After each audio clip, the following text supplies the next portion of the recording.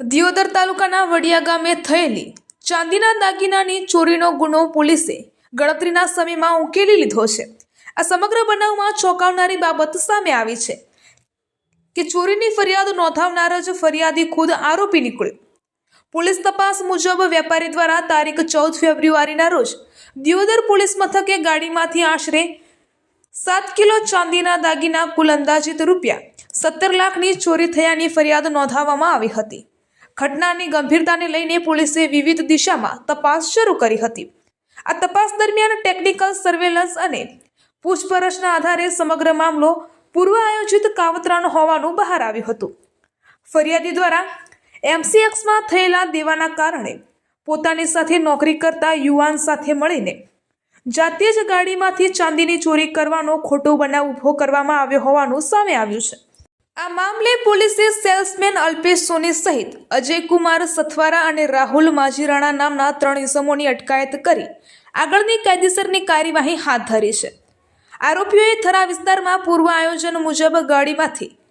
ચાંદી ઉતારી ચોરીનો નાટક રચ્યો હતો। દિયોદર પોલીસની સતર્કતા અને સૂચિત તપાસના કારણે મોટું ષડયંત્ર બહાર આવ્યું છે અને બનાવનો ભેદ ઉકેલાયો છે। હાલ પોલીસે વધુ તપાસ હાથ ધરી છે જેથી સમગ્ર નેટવર્ક અને અન્ય સંડોવણી સામે આવે। જે ચાંદી ચોરી બાબતની જે બનાવ છે એમાં હકીકત એવી છે કે ગઈ તારીખ 14/2/2026ના રોજ દિયોદર પોલીસ સ્ટેશન ખાતે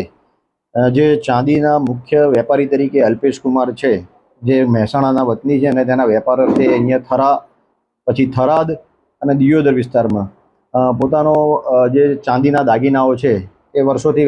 વેપાર કરવા માટે આપે છે અને આવતા જતા હોય છે। એમ ગઈ તારીખે તેઓ મહેસાણાથી અહીંયા થરા 84 બજારની અંદર વેપાર અર્થે આવેલા હતા। ત્યારે 14 તારીખના રોજ તેઓની ગાડી જે PWDના પાર્કિંગમાં પાર્ક કરેલી હતી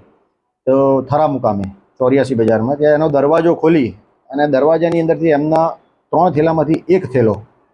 કોઈ અજાણ્યો ચોર ઈસમ લઈ ગયેલાની હકીકત દર્શાવતી ફરિયાદ તેઓને અહીંયા દિયોદર વિસ્તારના વડિયા ગામે આવીને જાણ થતાં દિયોદર પોલીસ સ્ટેશને તેઓએ જાહેરાત પોતાની ફરિયાદ હકીકત આખા બનાવની અમને જણાવી। એટલે તમે એ બાબતેથી અમે 9 કિલો અને 500 ગ્રામ ચાંદીની ચોરીની હકીકતની એટલે કે 23 લાખ રૂપિયાની કિંમતના મુદ્દાબાલના કોઈ અજાણ્યા ચોર ઇસમની ફરિયાદ દાખલ કરવામાં આવે। ચાંદીની કિંમત અને ચાંદીના વજનના આધારે જે ગુનાની ગંભીરતા જોતા મહેરબાન પોલીસ મહાનિર્દેશક સાહેબ શ્રી સરહદી રેન્જ ભુજ નાઓ ચિરાગ કોરડિયા સાહેબ તેમજ વાવ થરાદ જિલ્લાના પોલીસ અધિક્ષક શ્રી ચિંતન તેરિયા સાહેબ તેમજ અમારા ઇન્ચાર્જ નાયબ પોલીસ અધિક્ષક દિયોદર વિભાગના SR બારાઈ સાહેબ નાઓએ અમને સૂચન કરેલી કે સદર ગુનાનું તપાસ તમારે જાતે સંભાળવાની રહેશે, જેથી આ ગુનાની તપાસ અમે સંભાળી લીધેલ। તપાસ સંભાળ્યા બાદ આ ગુનાના જે ફરિયાદી છે અલ્પેશ કુમાર અને એમની સાથે આવેલા ડ્રાઈવર જે ડ્રાઈવર છે અજય, તે બંને આવતા અને તેઓને અમે બોલાવેલ અને કેવી રીતે આખો બનાવ બનેલો છે તેની જાણ થતાં અમે તેઓને અહીંયા સાથે લઈ જઈ થરા મુકામે જે પણ જગ્યાએ ગાડી પાર્ક કરેલી હતી તે અને એમનું જે ગુનાની તપાસ કરતા હતા તે તપાસ દરમિયાન અમને બંનેનું ફરિયાદી અને તેઓના સહાયક બંનેનું વર્તણૂક શંકાસ્પદ જણાઈ આવેલું। પરંતુ આ જ ગુનાના જે ફરિયાદી જ હોય, જેથી કરીને અમે ટેકનિકલ હ્યુમન સોર્સ અને એનાથી તમામ પુરાવાને બધું એકત્રિત કરતા હતા અને જ્યારે અમને પાકી એવું જાણવા મળ્યું એમની શંકાસ્પદ જે ભૂમિકા એ અમને ચોક્કસ હોય એવી જણાઈ આવી પોલીસને, જેથી પોલીસની અમે police sub inspector DK Chaudhary સાહેબ અને તાબાના પોલીસ સ્ટાફના માણસ એમ અમે 2 અલગ અલગ ટીમો બનાવી અને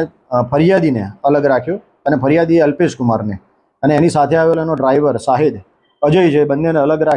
રાખી અને યુક્તિ પ્રયુક્તિથી પૂછપરછ કરેલ, જેમાં તેમનો સાથેનો જે ડ્રાઈવર શાહિદ હતો અજય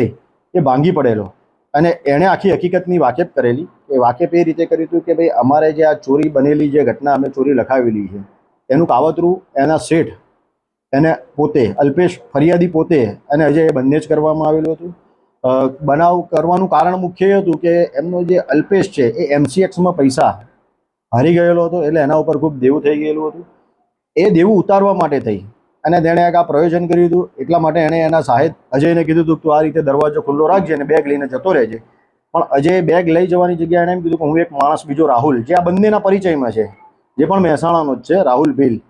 કે હું એને લાવું, એને 50,000 રૂપિયા જેવો આપીશું જ્યારે પણ આ તપાસ પોલીસની પૂરી થઈ જશે અને આ જશે અને મુદ્દામાલ આપણી જોડે જ રાખીશું, જેથી આ મુદ્દામાલનો પાછળથી આપણે જે રીતે એની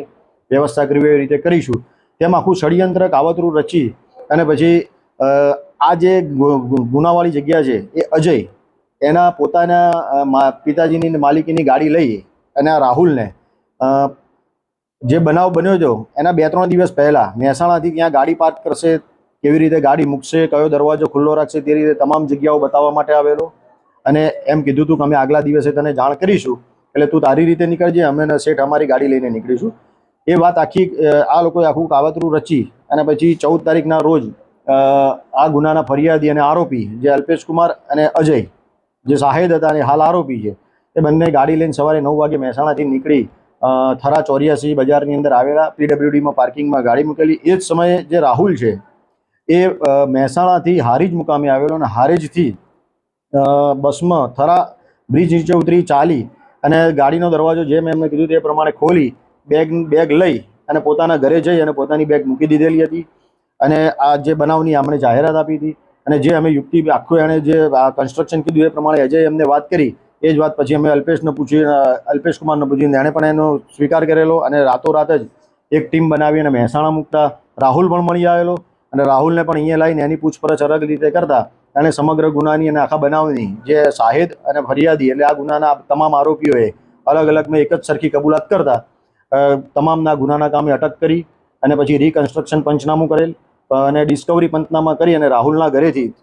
સદર ગુનાનો સંપૂર્ણ મુદ્દામાલ જે ચોરીમાં ગયેલો હતો એ સંપૂર્ણ રિકવર કરવામાં આવેલો અને આ ગુનામાં રિમાન્ડની માંગણી કરતા જે અલ્પેશ કુમાર ફરિયાદી છે તેના રિમાન્ડ નામંજૂર કરી અને પાલનપુર જ્યુડિશિયલ કસ્ટડીમાં મોકલવામાં આવેલા હતા. અને બીજા આરોપી તરીકે શાહેદ તરીકે જે અજય હતા અને આરોપી અને રાહુલ તેઓના મંગળવાર સુધીના રિમાન્ડ પર આપવામાં આવેલ છે અને હાલ આ સંપૂર્ણ ગુનાની તપાસ ચાલુમાં છે અને સંપૂર્ણ મુદ્દામાલ રિકવર કરવામાં આવેલ છે.